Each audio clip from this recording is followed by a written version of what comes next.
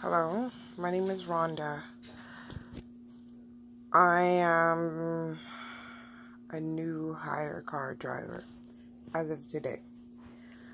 I'm picking up my car later on today, and later on I'll be posting a video of, the initial pickup and me meeting the driver. But I wanted to tell you a little bit about Hyrecar before I actually pick up the car, and my experience before I actually started driving for Hyrecar. Well, it was pretty simple. I saw an ad on Google and I was like, wow, maybe I can do this, because I used to drive for Uber Enterprise. But the only downside to it is you can't drive for Lyft and Uber, considering that it's an Uber car. The contract with Enterprise ended like the same month that Hurricane Irma hit.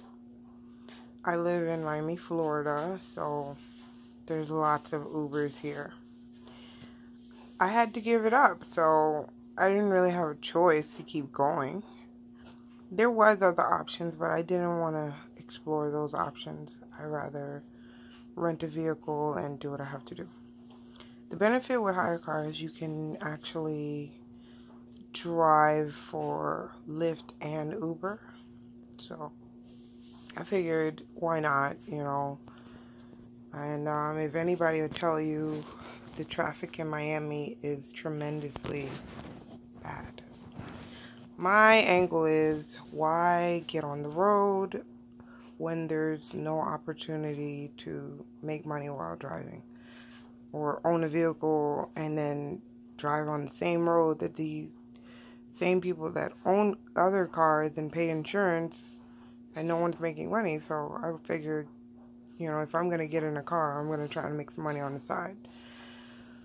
When I first set up my Hyrecar account, they did take like a $25 or $30 fee for the background check. I cleared for that.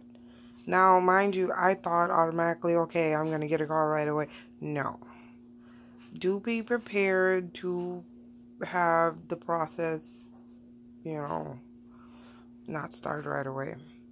So say you want to drive this today. I started planning for this 2 weeks, even months in advance, because my first initial rental did not go through. The driver did not accept it, and it was a mess. And the customer service, team from Hyrecar, they were really helpful. I really recommend Katie from Hyrecar. She's a really great person.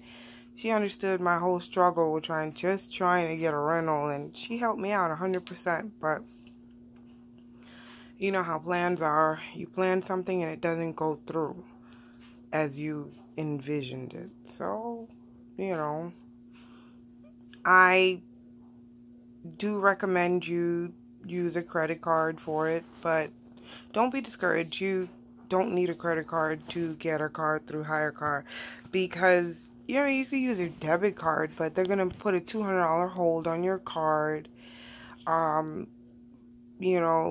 Obviously, the nicer the car, the bigger the car, the more it's gonna be per day.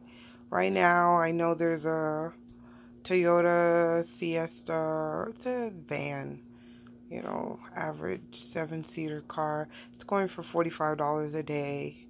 The car that I'm getting today is a Honda Fit 2016. It is a black car, no tints. Some of the cars on there do have tints. So the plus side to that is, there's versatility. If you do not like a car, you can always switch it. But with a credit card, it's way easier to get your refund, to get your money back.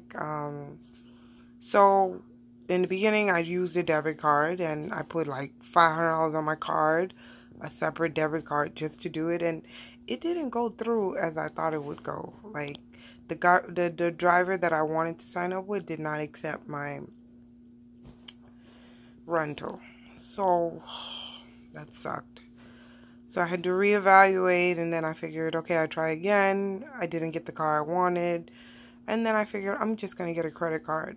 They didn't put a $200 hold on it. I am going to pick up a car today I'm going to rent it for like 12 days. So the downside to the vehicle that I'm getting is that supposedly I am not allowed to drive for Uber. I don't know yet why. I could probably explain it in another video, when I pick up the car. But the whole point is, it's the whole beginning with Hyrecar. I like the Hyrecar idea because I can drive for Lyft and Uber. They're the same kind of platform. Some drivers prefer Lyft, some prefer Uber, and me, I prefer Uber, but that's because I have had so much experience with Uber. But coming from someone who lives and commutes in Miami, it is really expensive. You can get on the bus, run the chances of being late, and if you live in an area where there's not that many buses, you're probably going to be waiting a long time for a bus. I live in a really traffic-infested area, so I figured, why not? When I say traffic is bad, traffic is bad. So, I mean, if traffic is bad, why bother driving, right? Only because it'll make my commute better. I usually pay average, if I'm lucky, $4 and some change to get to work, which is 17 minutes away, and usually takes like 30 minutes sometimes. Pool. Now, if I pay for my own ride, we're talking about 12 to 16 bucks. Too fucking much. So, on average, pool, if I don't pick it at the right time, I'm paying like $8 and some change, $6 and some change. So if that's a one ride to work, and then on my way home, it's always $6 or $7, $8 to get home. It's never 7. It's $6 to $8, 9, sometimes 10, depending on the traffic. I live 17 minutes away, so where I work at, there's a lot of activity. We're really close to downtown Miami, so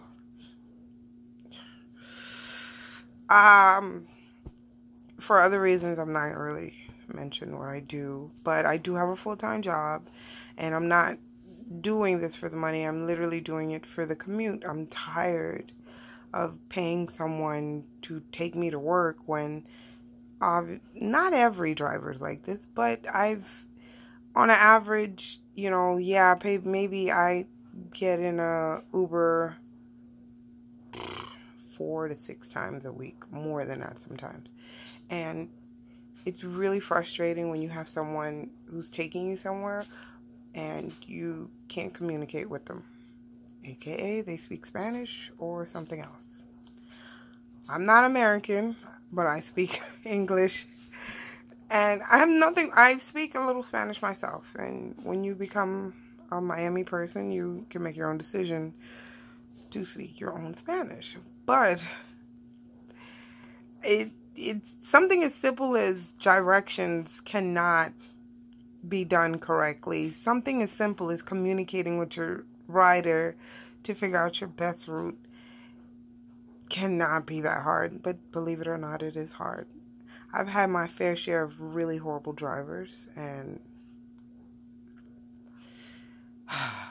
it happens. It happens, but we as humans, some tend to forget, some tend to hold a grudge, some tend to just be frustrated from the point on and label it as it's a bad idea. So, some people are like, oh, I prefer my own car, I don't have to deal with people, but if you're paying like $2.50 per gallon, $4, $3 per gallon, and it took me $4 and some change, $5 sometimes to get to work, and I didn't have to drive myself there, I could see why it's a good idea. But like I said, if I get into a car, I want to be able to make some money on the side, leave early, drive a couple of hours. So I'm excited to see how this goes. The plan is to start today, so by like midnight I should be able to determine if I really like Lyft or not. Wednesday, I plan on switching out my car because of the issue with I can't drive for Uber with this car, but I won't know until I get the car. So not every Hyrecar is like that. Every Hyrecar is different. It depends on the vehicle registration and the previous owners. There's a whole bunch of things going on with it. And, you know, it's not really much to say. If you have any questions, ask me anything. I will be posting an update of me getting the car, and hopefully it'll persuade someone else that lives in Miami to start driving for Hyrecar.